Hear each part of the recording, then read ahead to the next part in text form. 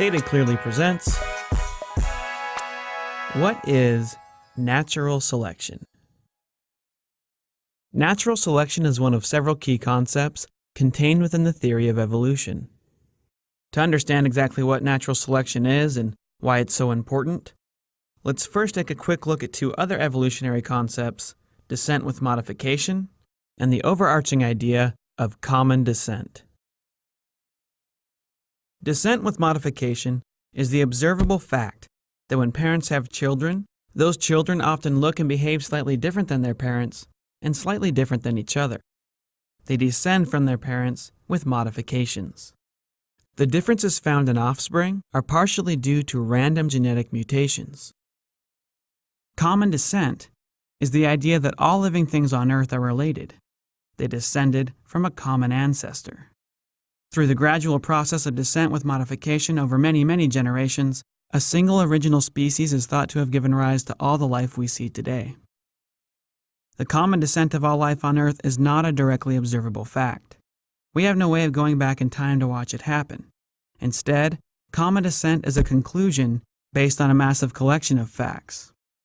Facts found independently in the study of fossils, genetics, comparative anatomy, mathematics, biochemistry, and species distribution. Because the evidence for common descent is so overwhelming, the concept has been around since ancient times.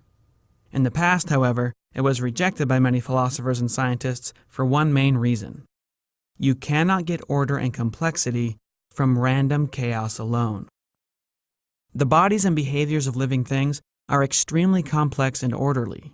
Descent with modification simply produces random variation.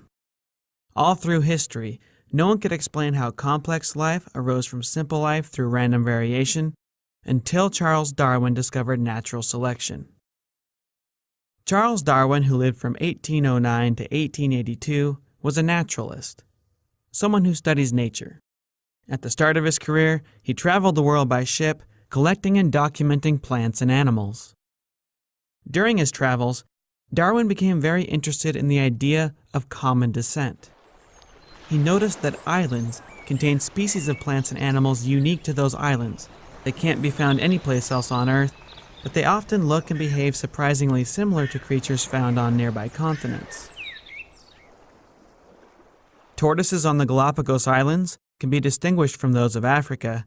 Meanwhile, with the exception of size, they're almost identical to a species found nearby in South America. Darwin believed these similarities could be best explained through common descent.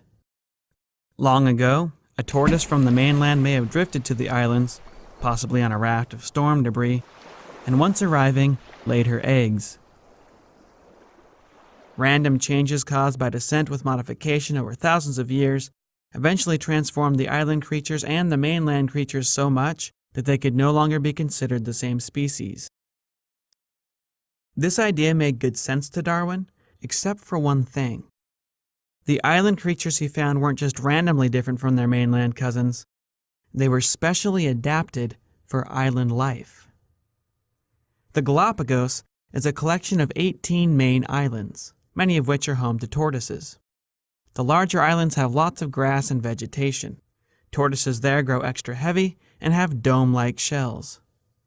Some of the smaller islands have very little grass, forcing the tortoises to feed on island cactus. The best cactus pads grow on the tops of these plants. Fortunately, tortoises on these islands are equipped with expanded front legs and saddle-like shells, allowing them to stretch their necks extra long to reach their food. It's almost as if these island creatures have been perfectly sculpted to survive within their unique environments. How did this sculpting take place? Random descent with modification alone could never do such a thing. Darwin drew upon his knowledge of selective breeding to answer this question.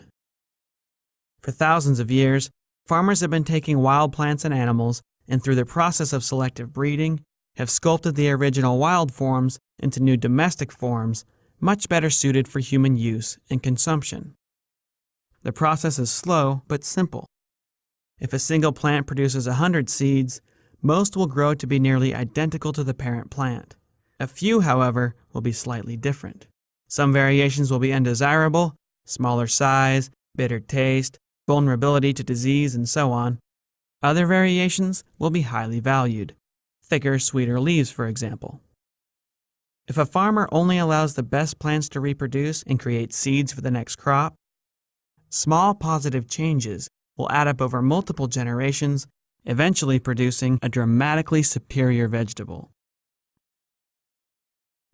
You might be surprised to hear that broccoli, cauliflower, kale, Brussels sprouts, and cabbage are all just different breeds of a single type of weed commonly found along the shores of the English Channel. The evolution of this original plant into all the varieties we see today was carefully guided by different farmers around the world who simply selected for different traits. It's important to note that the farmer doesn't actually create anything. Random descent with modification creates new traits. The farmer simply chooses which of those new creations are allowed to reproduce and which are not. Darwin proposed that nature itself is also capable of selection. It may not have an intelligent brain like a farmer, but nature is an extremely dangerous place in which to live. There are germs which can kill you, animals that can eat you. You could die of heat exhaustion.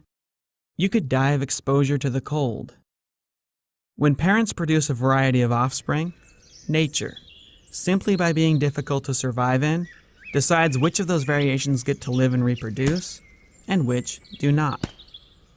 Over multiple generations, creatures become more and more fit for survival and reproduction within their specific environments. Darwin called this process natural selection. Since Darwin first put forth his idea in the mid-1800s, natural selection has been studied and witnessed numerous times in nature and in the science lab. What started out as a mere idea is now officially an observable fact. Darwin's discovery has greatly expanded our understanding of the natural world.